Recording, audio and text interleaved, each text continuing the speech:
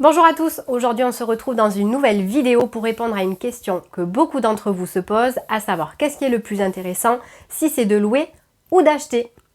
Entre ceux qui ont peur de sauter le pas, ceux qui se disent que ce n'est pas possible, ceux qui n'aiment pas l'idée d'être endettés sur 20 ans et de voir un crédit à la banque, ceux qui déménagent souvent ou encore ceux qui ont peur d'être mis à la rue par leurs propriétaires, beaucoup se posent la question. Eh bien malheureusement, il n'y a pas de réponse type. En effet, plusieurs critères sont à prendre en compte pour avoir vos réponses. Tout d'abord, selon votre situation professionnelle, vous pouvez ne pas être en mesure d'obtenir un crédit immobilier. Votre seule option sera donc la location. Ensuite, selon le prix du marché immobilier de votre ville, il peut être plus ou moins intéressant de devenir propriétaire. Si vous êtes dans une zone où votre mensualité sera quasiment similaire à un loyer, ce sera plus intéressant pour vous de devenir propriétaire si vous restez suffisamment longtemps pour rembourser les frais d'acquisition. Et en parallèle, cela vous permettra aussi de commencer à capitaliser. Ce sera donc bien plus intéressant pour vous de repartir avec un capital que de jeter de l'argent par les fenêtres en payant un loyer tous les mois. Il faut toutefois se renseigner sur la possible évolution du marché dans le secteur où vous voulez acheter.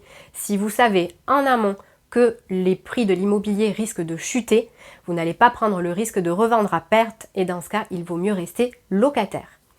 Par exemple, si vous savez que la ville a pour projet d'emménager une route à grand passage ou encore des projets d'emménagement avec beaucoup de logements sociaux, il y a des risques que cette zone perde en termes de valeur.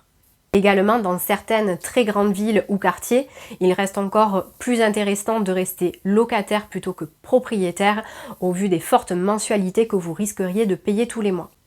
En parallèle, renseignez-vous avec le montant des mensualités que vous auriez payées pendant ces 7 années, ainsi que les différentes taxes liées à la propriété, comme par exemple la taxe foncière. Vous pouvez tout à fait faire des simulations sur internet sans avoir besoin de monter un dossier en banque pour savoir combien ça vous coûterait. En faisant cette simulation, cela vous permettra également de savoir à peu près le capital qui vous restera à rembourser au bout de ces 7 ans après la revente.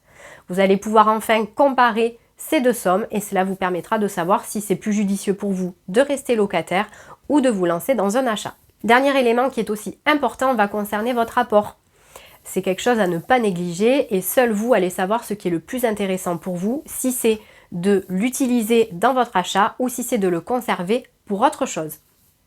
Enfin, certains préféreront moins épargner pour être propriétaire, avoir cette tranquillité d'esprit, pouvoir se permettre de faire ce qu'ils veulent chez eux, quand d'autres préféreront payer un loyer peut-être un petit peu moins cher tous les mois, mais disposer de leur argent différemment. Tout ça, ce n'est qu'une question de point de vue. Vous l'aurez donc compris, il n'y a pas une seule bonne réponse à cette question, cela ne dépend que de vous.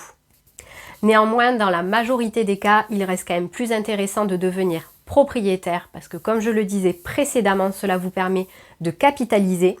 On reste suffisamment longtemps dans le logement pour nous permettre de rembourser les frais d'acquisition, les frais de taxes et en plus de cela, repartir avec un capital. De plus, le fait d'être propriétaire vous laisse également l'opportunité de remporter une possible plus-value. On va clôturer cette vidéo avec un chiffre clé, à savoir que 64% des Français sont propriétaires de leur résidence principale. J'espère que cette vidéo vous sera utile et qu'elle vous aura plu. N'hésitez pas à vous abonner pour plus de contenu, à liker ou à commenter si vous avez quelques remarques à faire. À bientôt!